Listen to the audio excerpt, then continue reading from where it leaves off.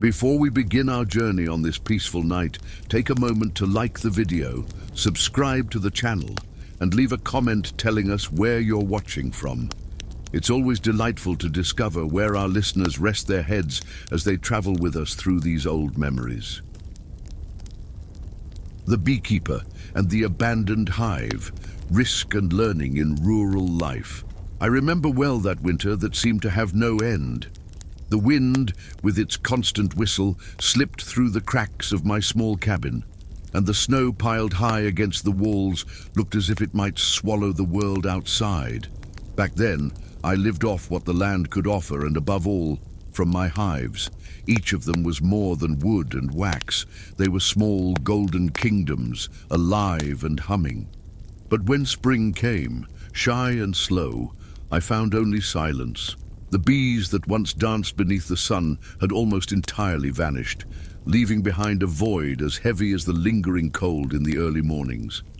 I spent hours before that abandoned hive, my hand resting on its worn lid, as though consoling an old friend. There was a bittersweet scent in the air, cold wax, hardened honey, and the memory of a distant summer. I remember taking a deep breath, gathering what courage I could. Some neighbors told me to give up, that the loss was far too great, but I couldn't. In that silence, broken only by the song of a distant blackbird, I swore to myself that I would rebuild what winter had taken. Perhaps not out of pride, but because life in the countryside always teaches you this.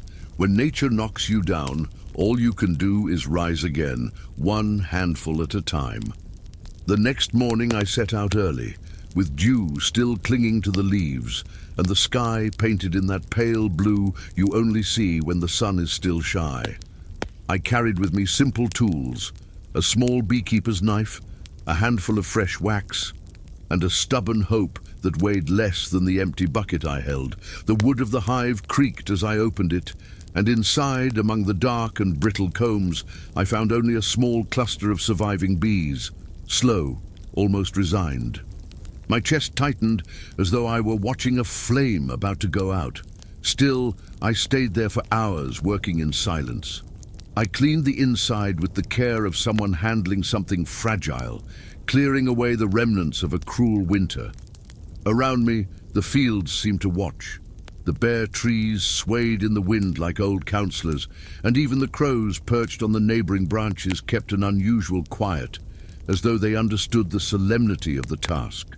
When I finally closed the hive, I laid my hand on the wooden lid one last time and whispered, "Let's try again, old friends." And for a moment I swear I felt the air vibrate with a faint hum, as if they understood. In the days that followed, I returned to the hive whenever I could.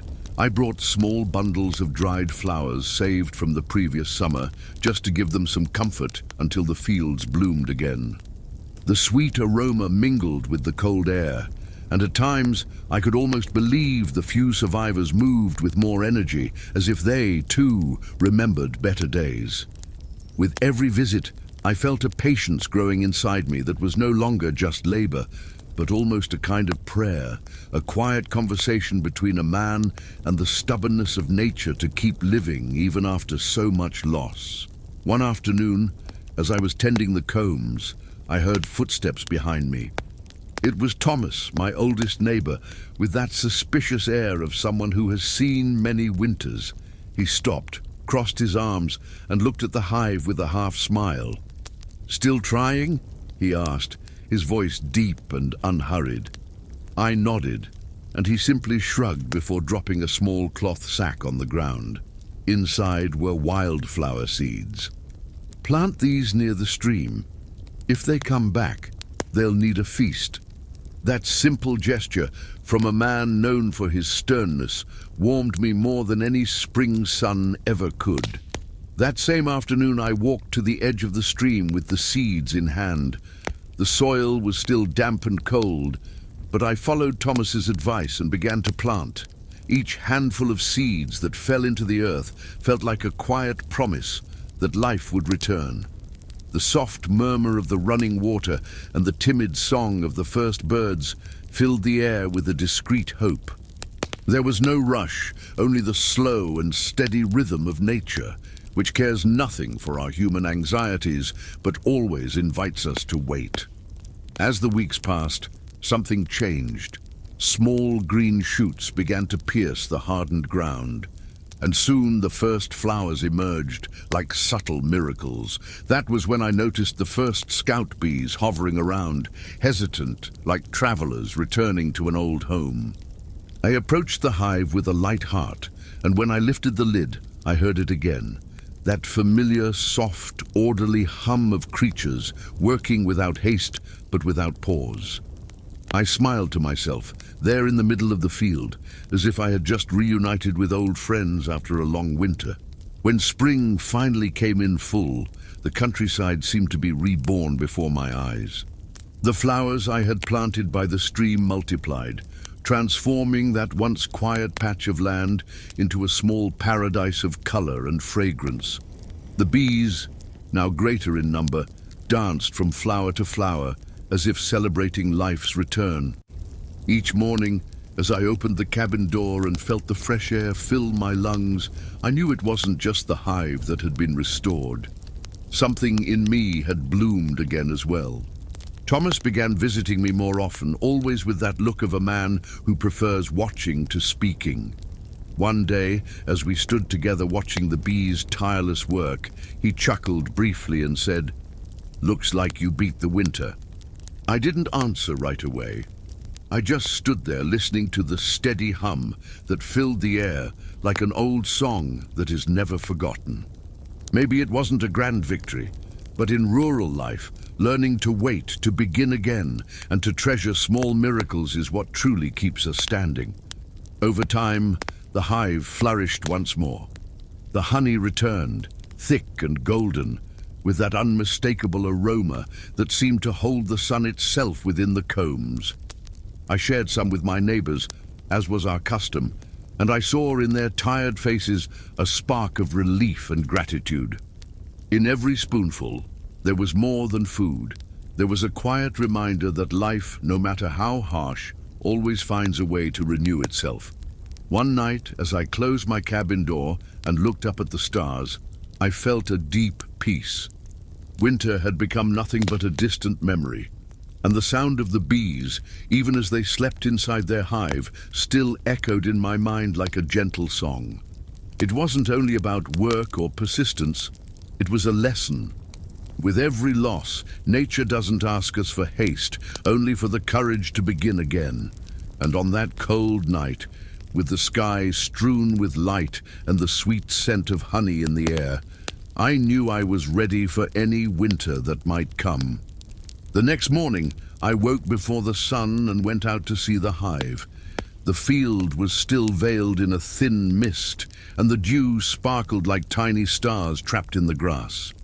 The bees, waking slowly, began to emerge one by one, flying in lazy circles before vanishing among the flowers. I stood there, hands in my pockets, heart at ease, watching that quiet choreography. It was simple, but it was all I needed to believe that life will always find a way forward. As the day broke, I thought about the winter that had passed, the fears I still carry, and the lessons I learned. The hive was not just a home for bees, it was a mirror of the human spirit itself, fragile in the face of storms, yet always capable of rebuilding. I returned to the cabin with a quiet smile, feeling the warmth of the morning sun on my face. And in that moment, I understood that, like my bees, I too had survived, and that with every spring, hope always finds its way back to hum. The seamstress and the dress for the fair, pressures and hopes of women. I remember that night well, when the candles were nearly burned down to their wicks, and the winter chill crept through the cracks in the wooden walls of our home. The air smelled of damp wool and the dried herbs hanging from the beams, a simple but familiar scent. My mother, with her quick and calloused fingers, leaned over the table, sewing by the trembling light of an oil lamp. There was something solemn in the way she worked. Each stitch, each careful adjustment in the fabric seemed to hold not only skill, but hope. And I, still a child, watched everything with an anxious heart, imagining what it would be like to step for the very first time into the village fair wearing that dress. The dress, of course, was not made of silk or fine linen. There was no gold for such things. It was wool dyed with walnut husks, a warm and deep shade that reminded me of autumn leaves falling to the ground. My mother spoke little as she sewed, but I knew that in every stitch there was a silent prayer, a wish that this simple piece of fabric might open doors to a better future. And somehow, in that small room with the sound of needles piercing cloth and the night wind singing through the cracks, it felt as if the whole world fit right there, between the two of us and an unfinished dress. That same night, I remember how my mother paused for a moment to rub her tired hands. The silence was almost complete, broken only by the soft crackling of the hearth in the background.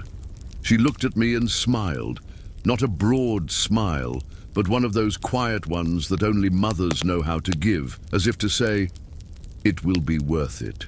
I came closer, fascinated by the little details only she could add, a reinforced hem so the fabric would last longer, an invisible stitch that only the keenest eyes would notice. To many, it would be just a simple dress. To us, it was almost a talisman of hope. As the needle danced through the cloth, she told me stories from her youth, how she too once dreamed of a beautiful dress to wear to the fair, and how she never had one. "But you will," she said firmly, almost as if it were a promise. Outside, the wind whistled between the roof tiles, and I curled up on the wooden bench, a blanket around my shoulders, trying to imagine what that day would be like. The fair, with its colorful stalls, the hum of voices, the scent of fresh bread and salty cheese. It all felt so far away and so grand that my chest could barely hold the anticipation. The next morning, I awoke to the sound of the loom on the other side of the room. My mother had been up before dawn, working without rest. The soft light of morning seeped through the worn curtains, bathing the fabric in golden tones, as if the sky itself wished to bless her work. She hummed an old melody under her breath, the kind that seemed to come from times so distant no one could remember who had first sung it. And with every verse, I felt a strange warmth in my chest, a blend of love, gratitude, and that silent, almost sacred kind of hope that only children know. While she sewed, a gentle knock came at the door. It was our neighbor, old Marta, holding a small bundle. "A gift," she said with a toothless smile, handing over a handful of simple ribbons, faded with age but still beautiful. My mother thanked her as though she had been given gold. "See, child," she said, holding the ribbons up to the light, "beauty doesn't need riches. It only needs care." And in that moment I understood that it wasn't just a dress being made there, but a dream, stitched with generosity and steady hands. When the dress finally took shape, I couldn't resist running my fingers lightly over it.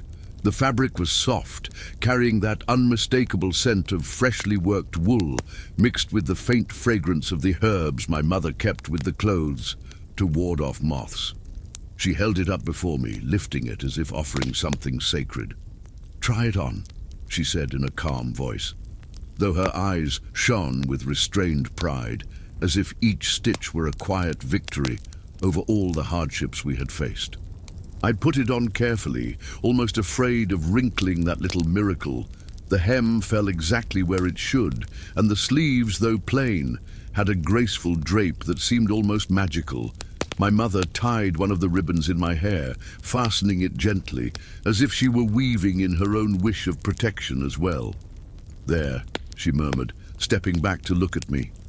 And for the first time, I felt that perhaps we weren't as poor as we seemed, because in the glow of her smile, everything in that moment felt like abundance. That day, the village felt more alive than ever. We walked together to the fair, my small hand clinging tightly to hers, the dress swaying softly with every step. The air was filled with the scent of freshly baked bread, of hay, and the faint trace of chimney smoke. I remember hearing laughter in the distance, children darting between the stalls, and the far-off strumming of a lute played to cheer the crowd. Everything seemed new, as though I was seeing the world for the first time, my heart beating fast, full of wonder and hope. Some people turned their heads to look at us, not with scorn, but with a kind of quiet surprise. Perhaps because of the dress, or perhaps because of the way my mother walked, her head held high, her eyes alight with a steady brightness. She had no jewels, no new shoes, but she carried a silent dignity that no one could deny. And when we reached the central square, I felt her hand loosen. "Go," she said, giving me a gentle nudge. It was the first time she let me walk forward on my own, and as I stepped ahead, the dress fluttering like a small banner, I realized that this wasn't just my first fair. It was the beginning of something greater. I took my first steps alone among the stalls, and everything seemed even more vivid. The smell of caramelized apples mingled with fresh herbs, and the voices of merchants rang out like a lively chant. Some looked at me with curiosity. Others only smiled faintly, as if they understood the joy of a first time. I brushed my fingers over colorful fabrics, gazed at jars of glistening honey, and listened to stories of distant lands told by travelers who seemed to carry the entire world in their eyes. All the while, my mother stayed a little behind, watching me with the same attentiveness she had sewn into every stitch of that dress. She didn't need to say anything. Her silence was a blessing, as if to show me she trusted me. And in that quiet trust, something within me grew. I understood then that it didn't matter if the dress was simple or if our hands were rough from work. That morning, there was a wealth no coin could ever buy, the certainty that with patience and love, we were stitching together a future that began right there, in the middle of that noisy, lively fair. When the sun began to climb higher, lighting up the crooked roof tiles and the colorful pennants strung between the stalls, I felt a gentle hand on my shoulder. It was my mother, smiling in that calm way of hers that always seemed to dissolve every doubt. "Did you like it?" she asked softly, almost as if afraid to break the magic of the moment. I nodded, unable to hide my excitement, and she laughed, a short laugh, but so full of tenderness that even the elderly neighbors passing by couldn't help but smile as well. We bought warm bread, wrapped in rough cloth, and a handful of small reddish apples that my mother carefully placed in her basket. Then we stopped in front of a ribbon seller whose wares were prettier than any I had ever seen. We couldn't afford many, but she chose one, blue as the summer sky, and tied it in my hair right there, not caring who might be watching. "There," she said, adjusting it with steady, loving hands. And in that instant, I didn't just feel dressed. I felt celebrated, as if all her effort had been transformed into an invisible crown. As the afternoon went on, the market grew louder, and yet there was something comforting in that orderly chaos. The church bells rang in the distance, blending with the hum of conversations and the laughter of children running between the adults' legs. I remember how my mother led me to a fabric stall, just to learn how to look, as she used to say. We had no coins for grand purchases, but she wanted me to know the feel of fine things, so my eyes could learn to dream long before my hands could reach them. I was mesmerized by a piece of fine linen, almost transparent in the light, and she smiled at my wonder. "One day, perhaps," she murmured, more to herself than to me, and she held my hand with a strength that spoke louder than any words. And it was there, among stalls and voices, that I understood. The market wasn't just a place to buy and sell. It was where mothers came to teach their daughters the art of waiting without giving up, of stitching hope piece by piece, until one day, dreams too would fit as perfectly as a dress made to measure. When the sun began to set, painting the sky in shades of copper and violet, my mother and I sat on the stone bench near the fountain in the square. Around us, the merchants packed away their goods, and the last voices faded, like embers cooling slowly. I held my dress carefully, almost afraid of wrinkling that precious work of art, while my mother shared with me a piece of bread that was still warm. Then she ran her hand through my hair and said in a calm and steady voice, "Remember this, my girl. A dress doesn't change who you are, but it can remind you of what you deserve." I didn't fully understand her words at the time, but I tucked them away as one keeps a secret. And as the evening breeze played with the blue ribbon in my hair, I felt I wasn't just wearing fabric, I was wearing everything my mother believed for me: dignity, courage, and a future stitched with patience. We walked home as the first stars began to appear, timid in the darkening sky. The road was long and cold, but my mother's hand, firm in mine, made every step lighter. My dress swayed softly, and I could still smell the market clinging to it, a mix of bread, fruit, and the warm dust of dismantled stalls. Every scent seemed to tell a story, and with tired, happy eyes, I wanted to keep them all. When we arrived, my mother carefully hung the dress by the hearth so it could dry from the night's faint dampness. We stayed in silence for a while, just listening to the crackle of the firewood and the whistle of the wind outside. Then she placed one of the market apples in my hands and smiled, as if offering me something far greater than a simple fruit. "We'll sleep well tonight," she said. And as I lay down soon after, with the blue ribbon still in my hair, I realized she was right. In that simple home, between the warmth of the fire and the dreams we stitched together, there was a peace no wealth could ever buy. That night, before falling asleep, I watched my mother mend a pair of worn socks in the soft glow of the lamp. There was something hypnotic in her movements, as if every stitch were a small spell against life's hardships. The dress hung by the hearth, swaying gently with the rising heat, and it almost seemed to smile at me, a reminder that even the simplest gestures can carry greatness. I drifted off, knowing that day would live forever in my memory. Not just because of the market nor the dress, but because I had learned in that quiet journey beside my mother that hope cannot be bought or inherited. It is stitched, little by little, with patience and love. And while the wind outside rocked the trees like a lullaby, I felt that for a brief moment the world was exactly the size of our home. The next morning, I woke to the golden sunlight streaming through the cracks of the window, illuminating the dress still hanging near the hearth. For a moment, I thought I was dreaming, but there it was, simple, beautiful, and full of meaning.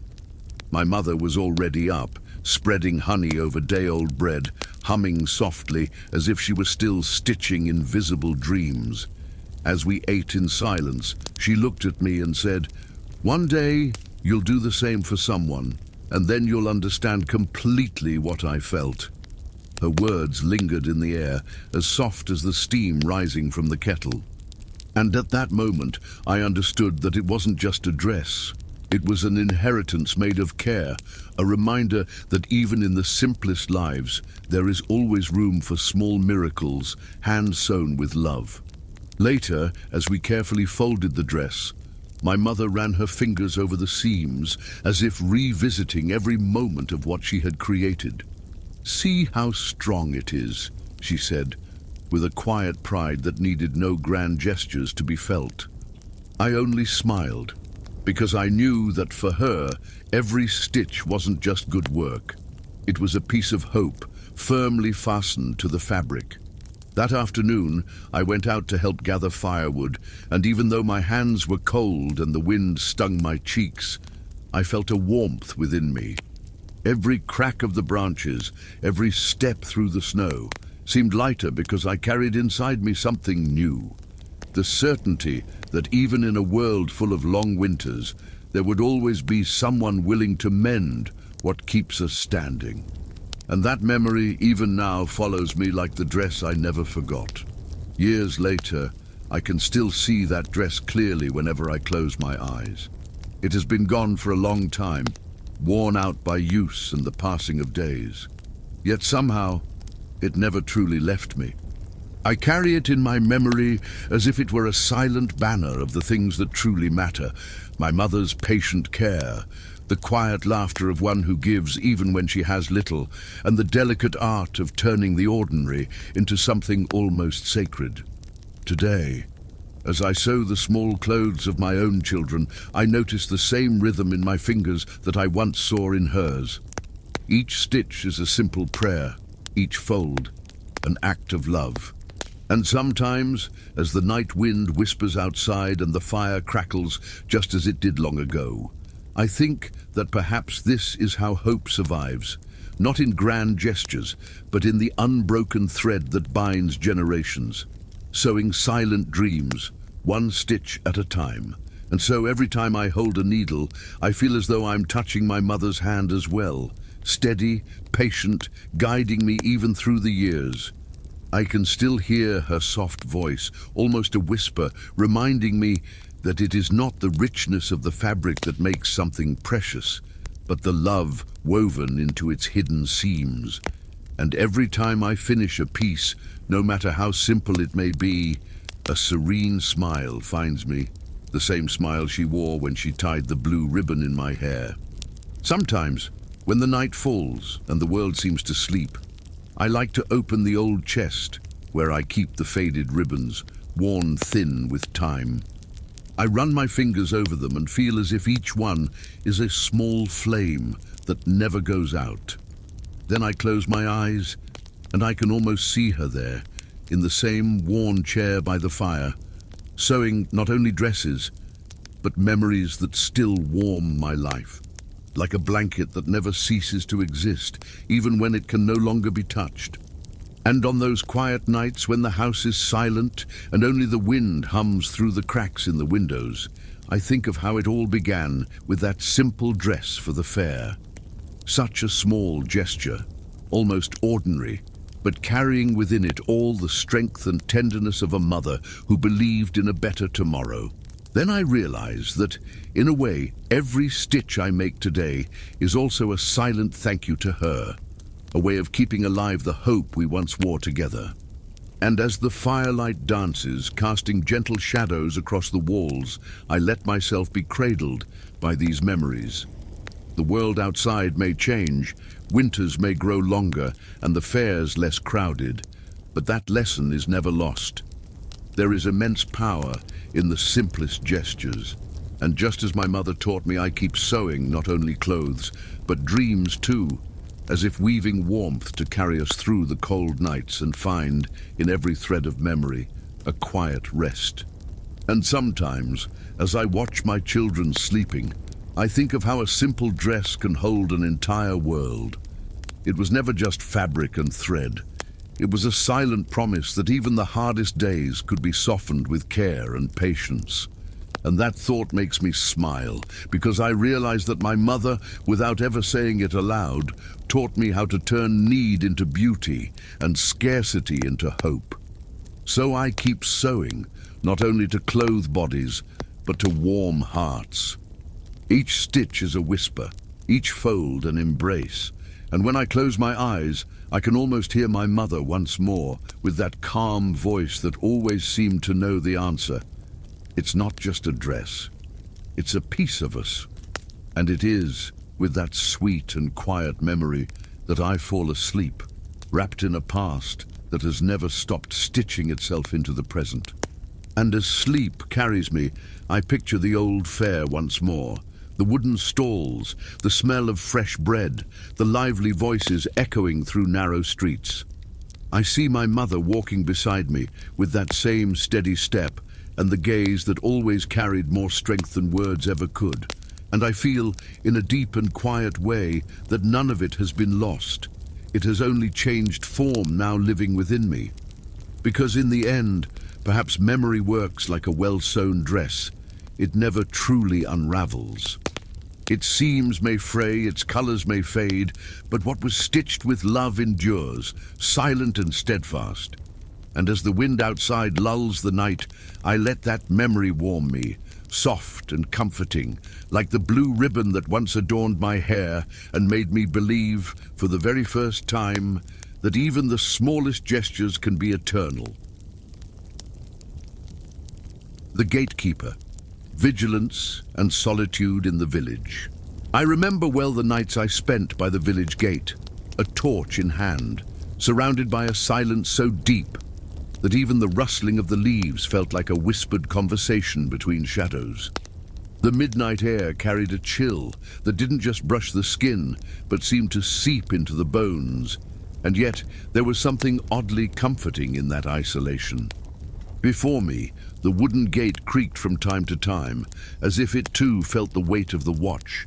Behind me, the village slept in peace, houses shuttered, hearths fading to embers, while I, a solitary guardian, stood alert beneath the mantle of the stars. There were nights when nothing happened at all, and perhaps those were the hardest. Emptiness left room for thoughts, and I often wondered if the burden I carried was greater than I could bear. One man alone, standing before the darkness, relying only on his own courage and the distant bark of a dog. Yet, even in that dense silence, there were small rewards. The scent of cold earth after rain, the moonlight glinting off the tip of my spear, and now and then the soft song of a nightingale hidden among the trees, quiet reminders that even in solitude, life always found a way to be present. On some nights, when the wind blew harder, I imagined hearing footsteps along the trail that led to the village. My heart would quicken and my hand would tighten around the spear. But almost always, it was nothing more than the rustling of branches or the distant echo of a wild animal wandering the hills. In those moments, I would smile to myself, laughing quietly at my own fears. The truth was that behind the stern posture of a guardian, there was only an ordinary man trying to convince himself he did not fear the dark. And yet, there was something almost sacred in that solitude. Every snap of a twig, every shadow stretching long beneath the moonlight reminded me of how much the village depended on me. Children sleeping soundly, mothers resting after long days of work, old men whispering prayers for a peaceful night. I became part of that silence, part of an invisible thread that bound every sleeping soul to the gate where I stood watch. And somehow, that was enough. In time, I learned to find beauty, even in the emptiest hours. There was a moment, just before dawn, when the sky shed its blackness and began to take on the faintest shade of blue, almost shy in its arrival. In that instant, the cold would retreat, and the soft scent of wood smoke drifting from the houses would reach me. It felt as though the village itself was breathing deeply, slowly waking, and I, weary but content, knew that another night had passed without danger. Sometimes one of the earliest risers would come to bring me a piece of fresh bread or a sip of warm ale. There were no grand words, only a nod, a brief smile, and the quiet certainty that my work did not go unnoticed. Those small gestures were like embers in the hearth of a tired heart, modest, but enough to keep the fire alive for another long night. There were also nights when fear came to visit me like an old acquaintance. When the moon hid behind the clouds and the darkness grew thick as pitch, every sound seemed charged with hidden intent. In those hours, I would remember the stories told by the elders, of thieves creeping silently, of hungry wolves prowling at the fences.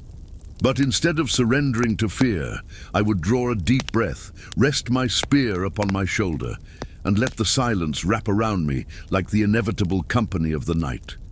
And it was precisely within that silence that I found something rare, a peace almost impossible to feel in daylight. No market cries, no hammering from the workshops, only the distant whisper of the wind and the timid rustle of rats in the grain. There, alone at the gate, I came to understand that solitude was not merely absence. It was also a quiet shelter where the soul could rest and grow strong. From time to time, an owl would perch upon the highest beam of the gate, unmoving, as though it too were part of the watch. Its round, unblinking eyes seemed to study the same darkness I did. On those nights, I spoke to it in a low voice, as one might to an old friend. Perhaps it was madness, but the bird never stirred, and I like to imagine it understood every word. It was a strange sort of company, but it eased the weight of the silence. There were also the distant sounds carried from the hills, the snap of a branch, the brief howl of a wolf, the lazy croak of frogs by the riverbank.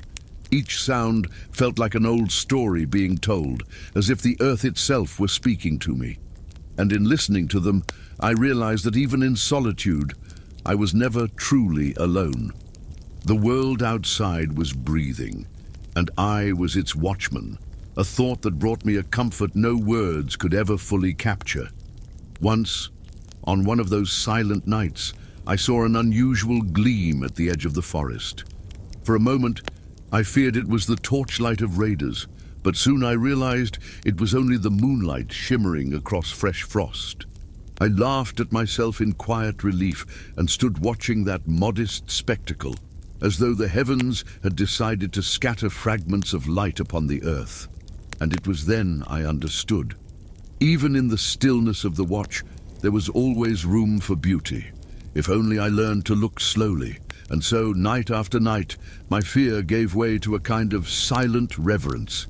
I no longer saw the darkness only as a threat, but as a protective veil, one that could both hide secrets and reveal small wonders. Perhaps that was what kept me steady, the certainty that no matter how long the solitude stretched, it always carried within it something worth finding. A sound, a scent, a distant light. Quiet reminders that I was still part of something far greater than myself. There was also a night when a child, awake before her time, came to the gate with her father. The little one, her eyes still heavy with sleep, held a small lantern and looked at me as though I was some kind of hero. The father whispered his thanks, almost shyly, placing into my hands a piece of cheese wrapped in cloth. It was not payment, but a gesture of trust, as if to say, "While you stand watch here, we can sleep in peace." In that moment, the burden of vigilance felt lighter, and I understood simply and definitively that my solitude was not a burden, but an invisible bridge between me and every soul in the village. Every candle extinguished behind a window, every door firmly closed, every even breath rising from the houses, none of it would have been possible if I had not remained there, motionless, guarding the darkness so that others might dream. And that thought, so humble and silent, was worth more than any words of praise. Over the years, I learned to recognize every nuance of the night as if it were an open book. The creak of the gate when the wind blew from the north, the distant tinkle of the church bell as the wood contracted in the cold, even the sweet scent of apples stored in the barns. All had become part of a nearly sacred routine. And though many said that keeping watch was a job of patience, to me it was something more. It was a quiet pact with the very life of the village. On the rare occasions when a traveler approached during the small hours, their figure would emerge like a shadow in the mist. I received them with caution, but also with a kind of unexpected hospitality. Perhaps because, after so many nights of solitude, any human voice sounded like an unexpected gift. After verifying their intentions, I would offer them a place by the fire, and for a few minutes, the vigil ceased to be mine alone. Then when the traveler departed, silence would settle over me once more, but now it felt less heavy, as if softened by the brief warmth of that company. Sometimes, when the night was especially clear, I would let my gaze wander beyond the fields and woods to where the hills faded into the horizon. In those moments, I thought of the stories I would never know, the lives unfolding beyond my sight. There was no sadness in it, only a calm curiosity, like watching a river and wondering where it flows after the bend. Perhaps that sense of mystery was what kept my mind awake, even during the longest hours of the watch. And when the first cock crowed, heralding the arrival of day, a serene relief spread through my chest. The sky, once dark and deep, took on shades of pink and gold, and windows began to open slowly. I knew then that my work, at least for one more night, had fulfilled its purpose. There were no applause or accolades, only the simple warmth of certainty. As long as I stood guard, the village would continue to dream in peace. And for me, that was more than enough. With the sunrise, I would hand the gate over to the next watchman and walk home in slow steps, still feeling the weight of the night upon my shoulders. The morning air carried the smell of freshly baked bread and burning wood, signs that the village was awakening to another ordinary day. And though my eyes burned with fatigue, there was a deep peace within me, as if the very light of dawn rewarded me for the silence I had kept. Before going to sleep, I used to glance one last time at the gate, now bathed in sunlight. It felt strange to see it so ordinary in daylight, without the mystery that night bestowed upon it. Yet I would smile, knowing that when darkness returned, I would be there again, steadfast and alert, as part of a cycle that never changed. And somehow that repetition did not weary me. Instead, it was like the steady beating of a heart, a reminder that while the gate stood firm, so too did the peace and dreams of the village. There was something almost poetic in this daily return to the gate's solitude. By day I lived like any other villager, mending tools, helping with small chores, trading simple words with neighbors. But when night fell and everyone retired, I returned to my post, as though reaffirming an ancient oath. Every crack of wood beneath my feet, every cold breeze sweeping across the fields, seemed to confirm that this was my place in the world.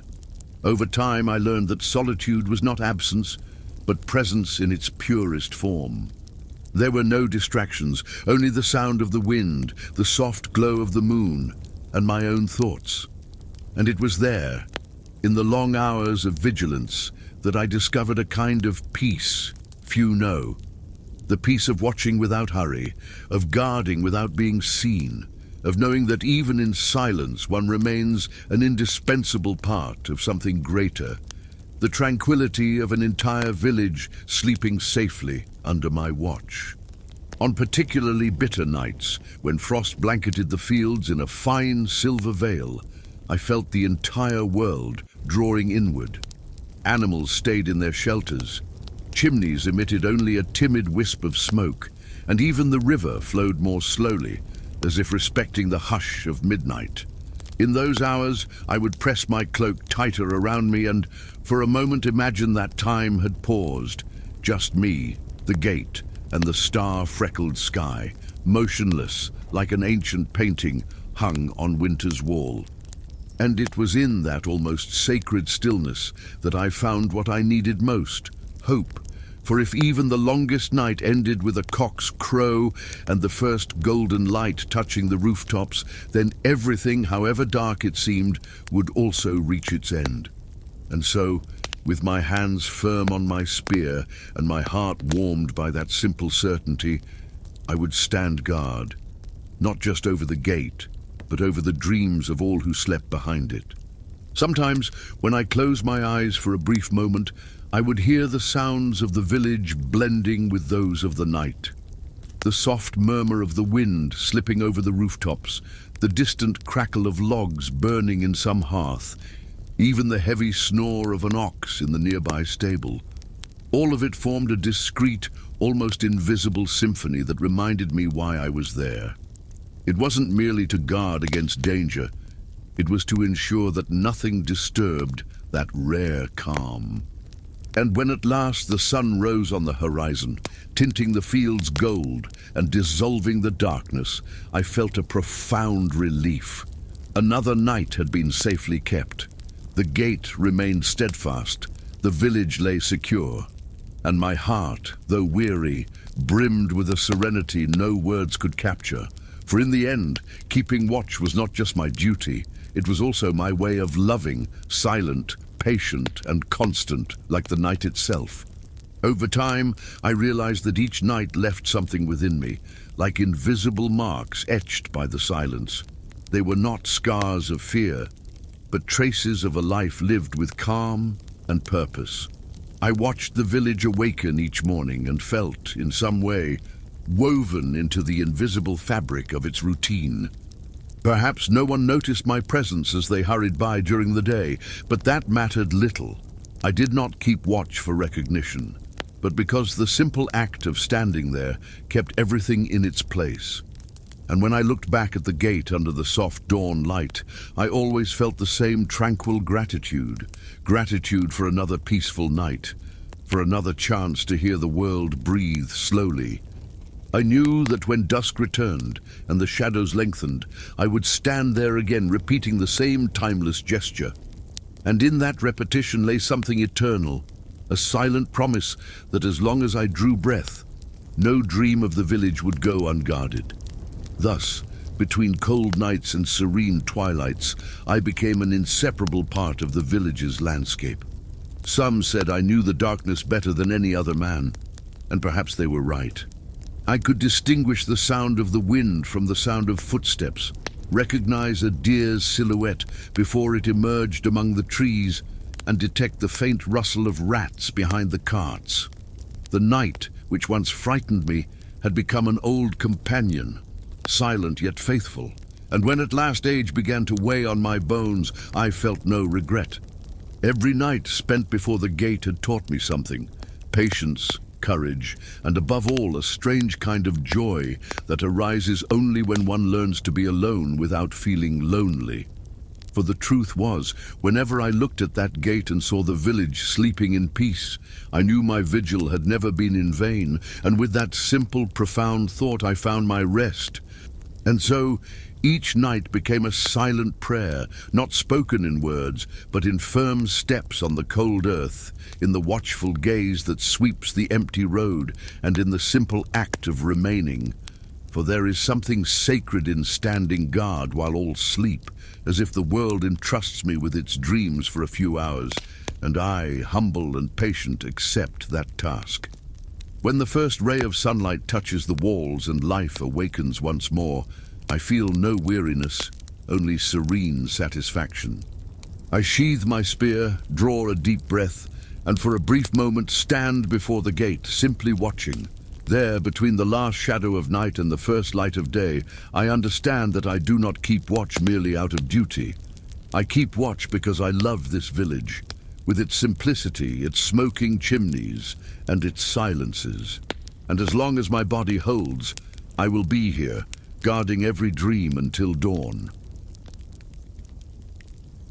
The young woman and the arranged marriage, desires and duties.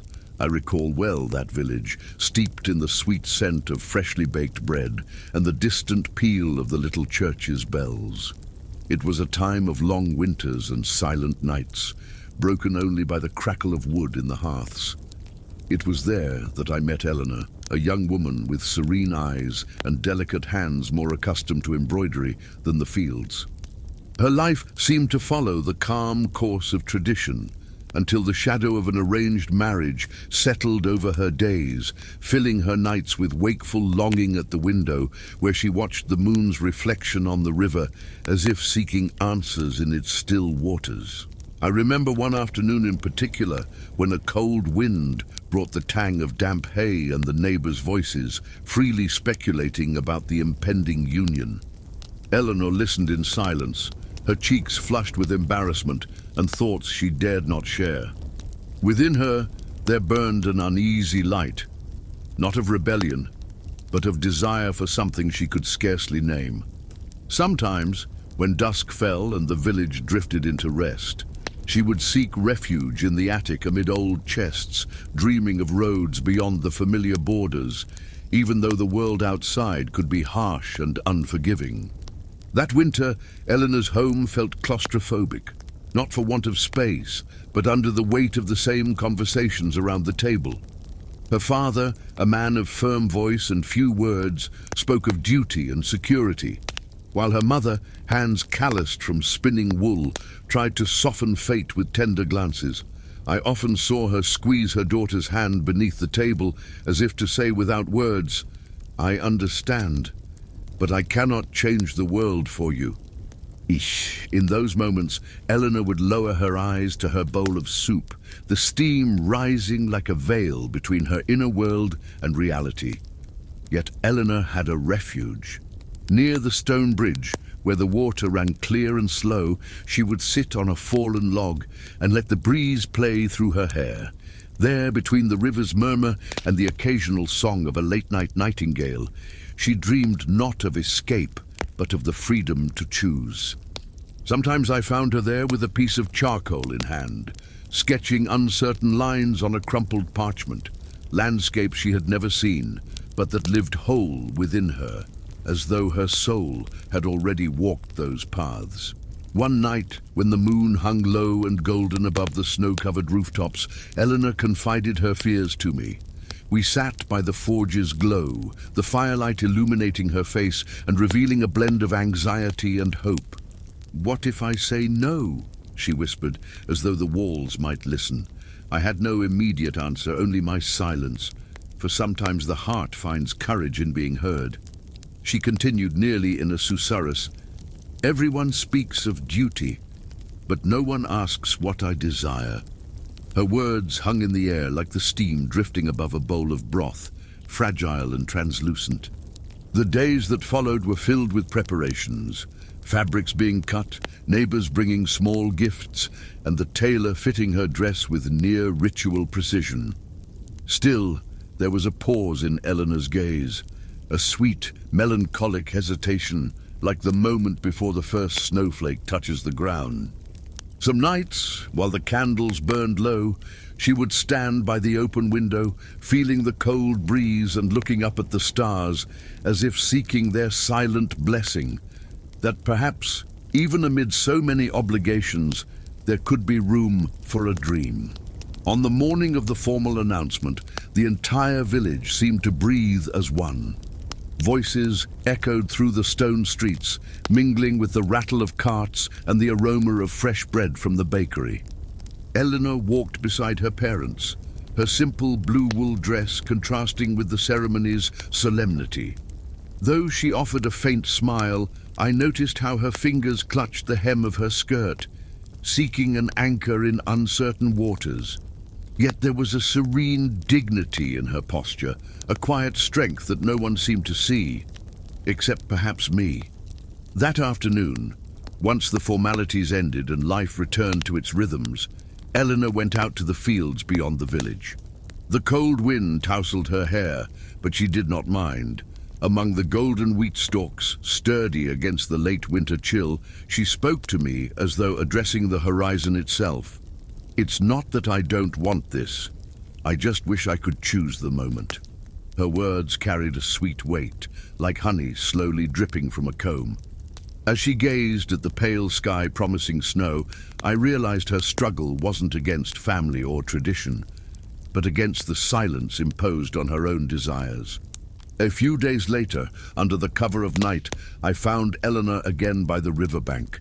Moonlight silvered the water's surface, and the world felt suspended between dream and wakefulness. In her hands, she held a narrow silk ribbon, her grandmother's gift, and toyed with it as though caressing a memory. "You know," she said with a gentle smile, "perhaps I have no choice now, but I will not stop dreaming." There was such determination and calm in her voice that for a moment the night's chill seemed to vanish, leaving only that peaceful instant. That same winter, the wedding date was set. News of it drifted like smoke through the chimneys, every hearth's hearth commenting as though it were part of its own story. Yet Eleanor did not close herself off in sorrow. On the contrary, by night she sat alone under the lamp's tremulous light, sewing her own veil. As her nimble fingers glided over the fabric, she softly sang old songs almost forgotten, melodies her mother once taught her. In those gentle tunes, as delicate as a whisper of wind, was a note of resistance, a promise that, even while walking the path laid before her, she would carry a hidden seed of freedom beneath the snow. On the day of the ceremony, the village buzzed with voices, and the air was rich with the scent of sweet bread and wildflowers gathered at dawn.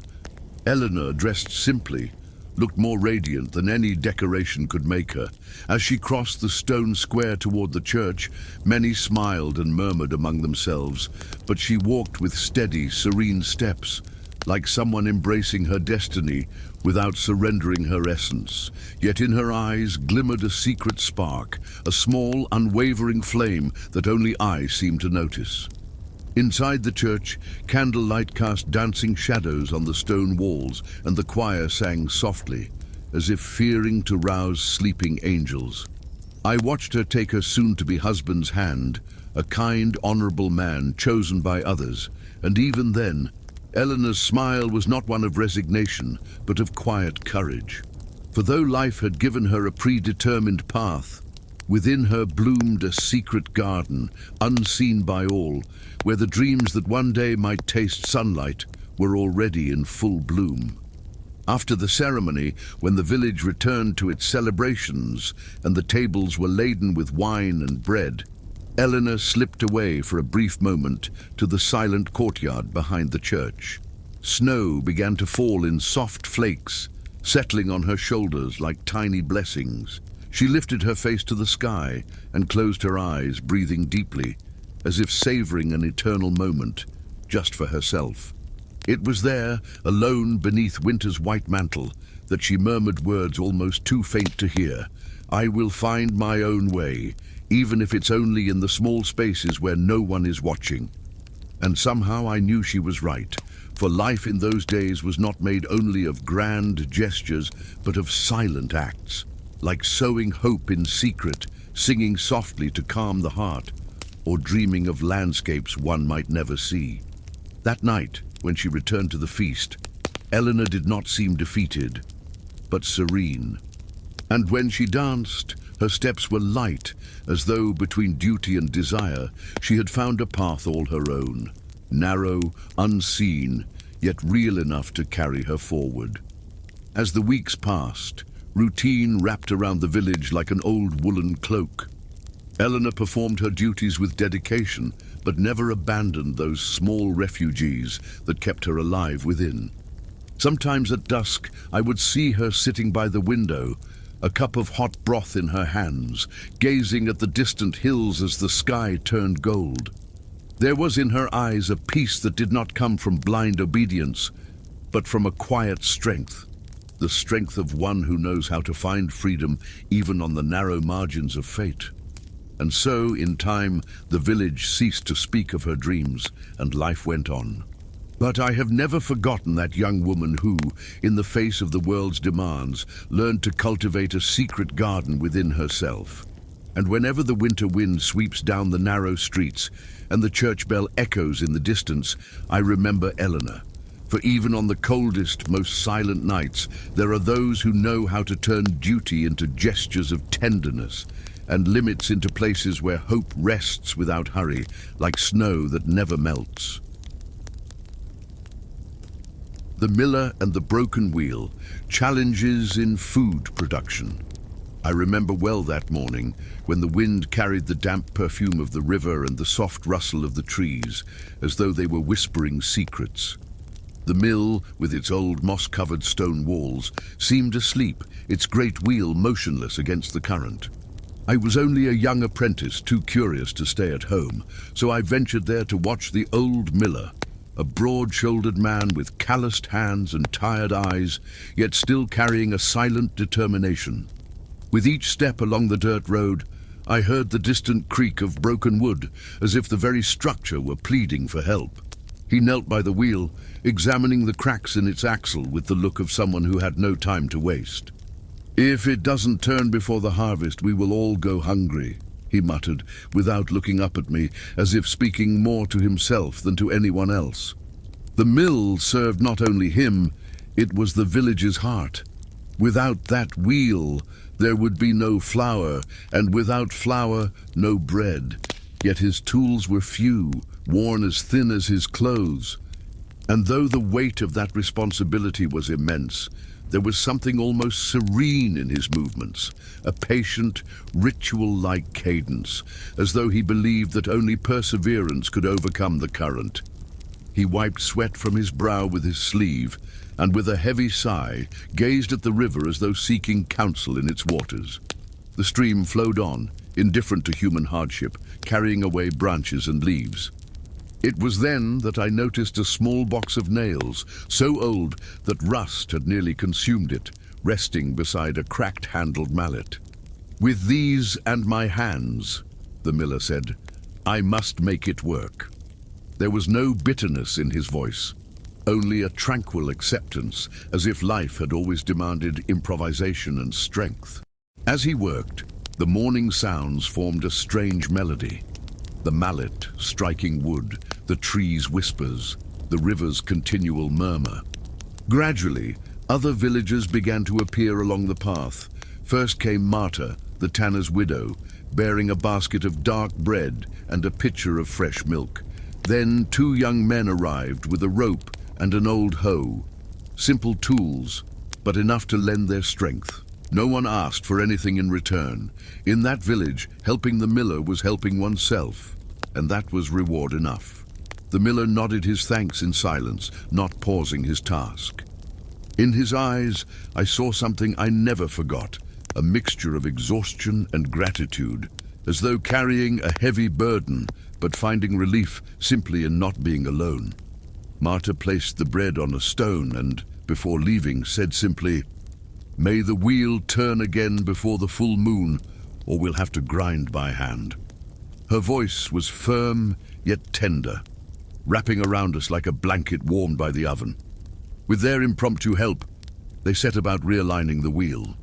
The young men braced the ropes, while the miller adjusted the braces with an almost stubborn precision. As the sun climbed higher, gilding the fields and illuminating the mill, I felt a change in the air.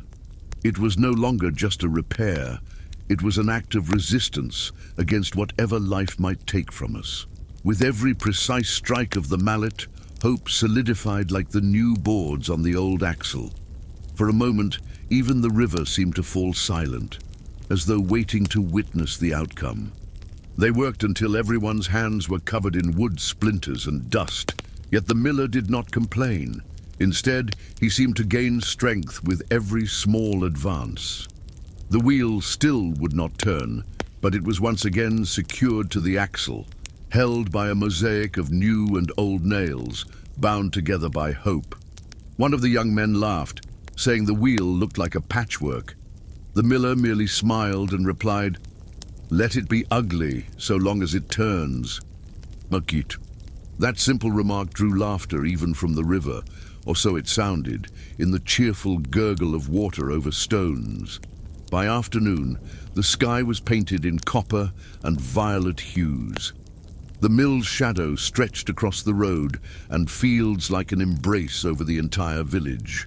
The miller made one final adjustment, a firm mallet blow that echoed like a distant bell, and suddenly the wheel groaned and creaked, then turned. Slowly, hesitantly, like an old man awakening from a long sleep. Children clapped their hands, Marta crossed herself, and I, just a boy, felt a lump in my throat. For in that moment, it was not only wood and iron in motion, but the promise of bread, of full tables, of one more conquered winter. The miller set his mallet aside and simply watched, his shoulders sagging in silent relief. There were no shouts of victory or grand celebrations, only the wheel's steady, hypnotic turning, drawing water and restoring to the village the certainty that, no matter how harsh life became, a solution could always be found. He ran a hand along the damp rim, as if stroking a loyal animal returned home. "It never truly abandons us," he murmured, and we all believed him.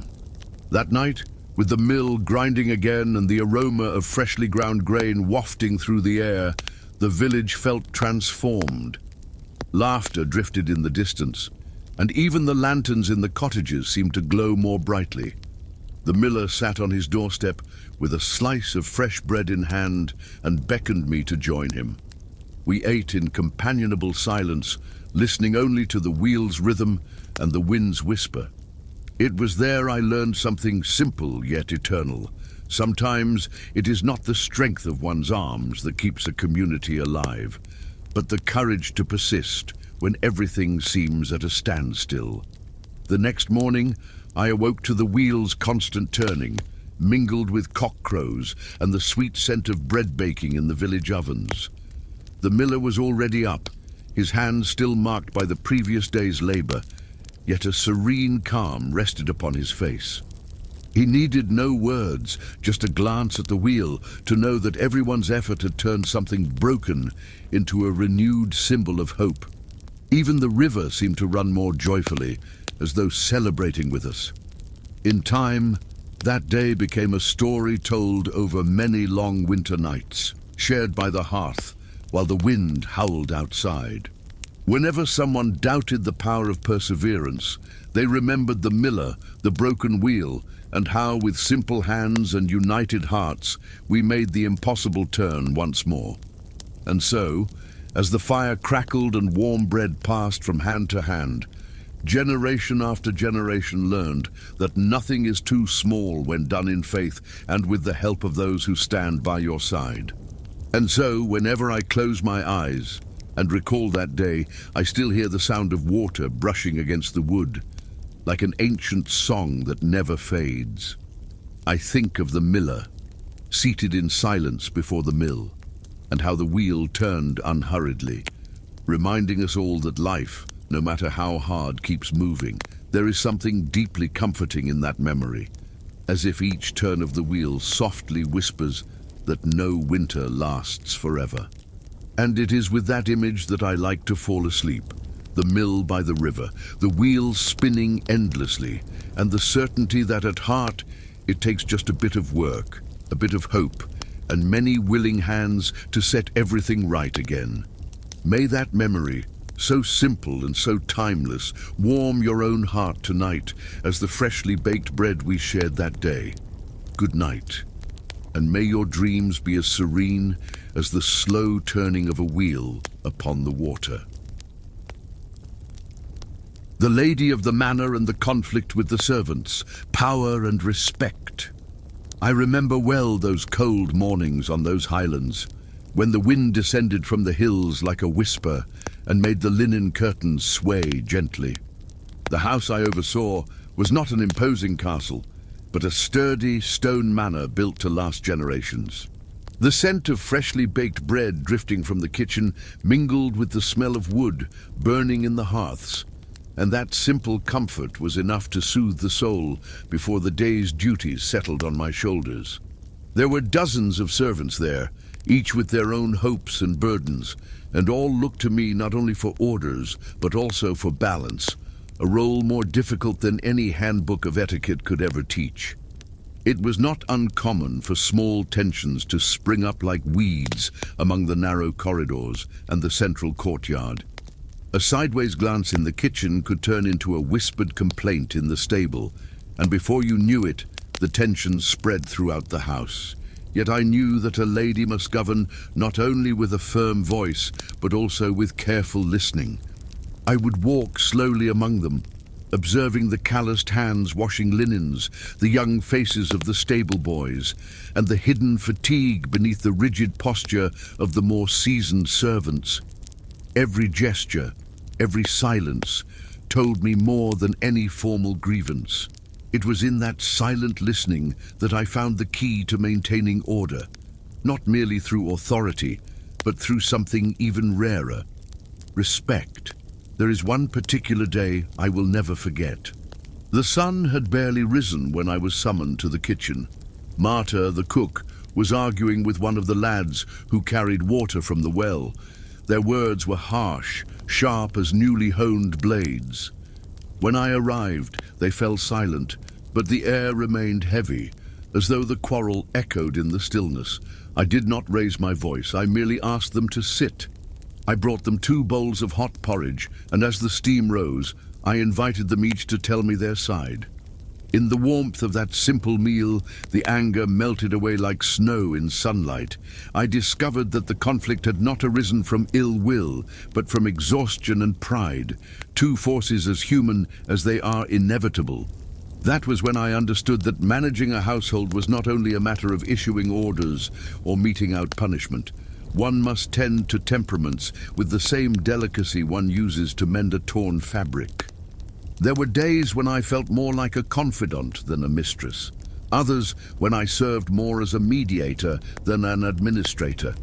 And, curiously, it was in that quiet role that I saw how hierarchy could become less rigid, almost familial.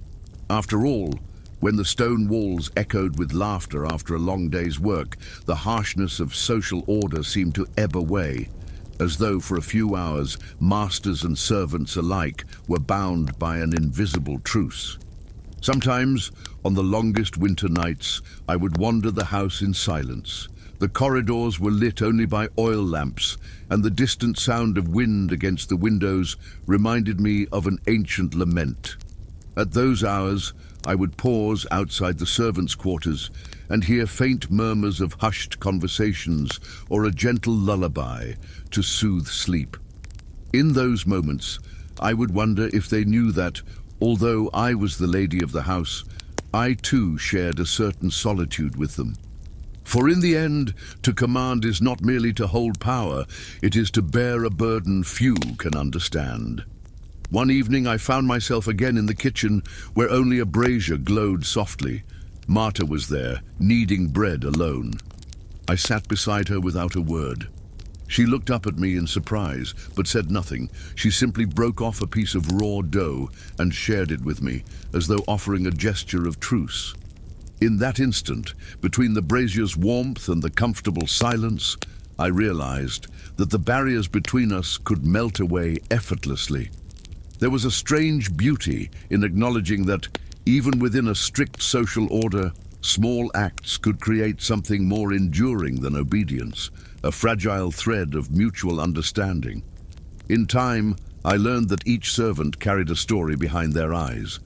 There was Thomas, the stable lad, who never smiled but cared for the horses as though they were siblings, and Isabel, the young washerwoman who sang as she scrubbed linens at the washstone, her melodies bringing unexpected solace to the greyest mornings.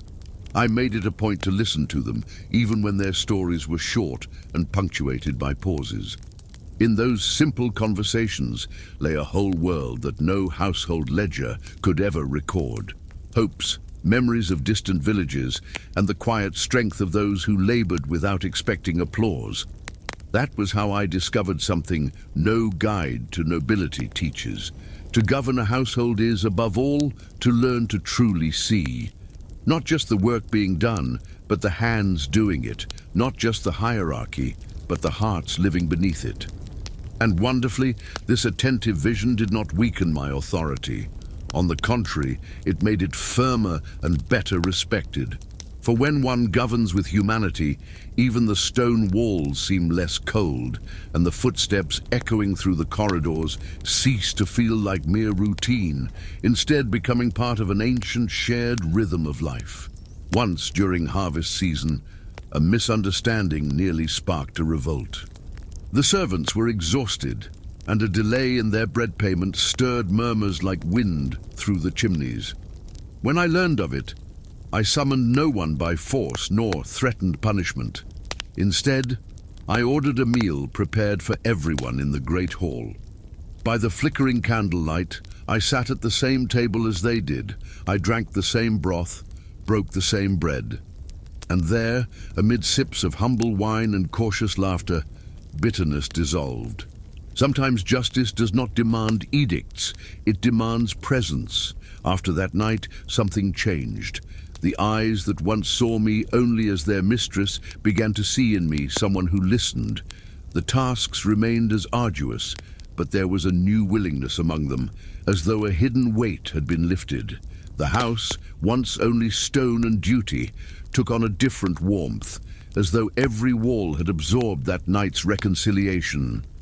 And I, in the silence of my chamber beneath the pale moonlight, felt that for a brief moment we had built something rare within those walls.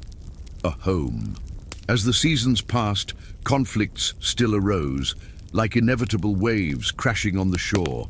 A misplaced bucket in the corridor, a word misconstrued, and there I was again, stitching small cracks before they became chasms. but I was no longer afraid. I knew that every quarrel carried at its core the chance to teach something, not only to them, but to myself as well. For if I demanded respect, I also needed to grant understanding. And so, little by little, I discovered that a household's true strength lies not in its walls, but in the bonds that uphold it. One morning, while the mist still cloaked the courtyard and the roosters crowed in the distance, I noticed Marta issuing gentle instructions to the younger staff. Thomas, once so reserved, now laughed at something Isabel said as she hung white sheets that danced in the breeze. Seeing them thus, I realized they were not merely servants and employees. They were living parts of an organism breathing as one. The house was no longer mine alone, it was ours. And no matter how merciless the world outside might be, within those walls we had learned to turn labor into harmony.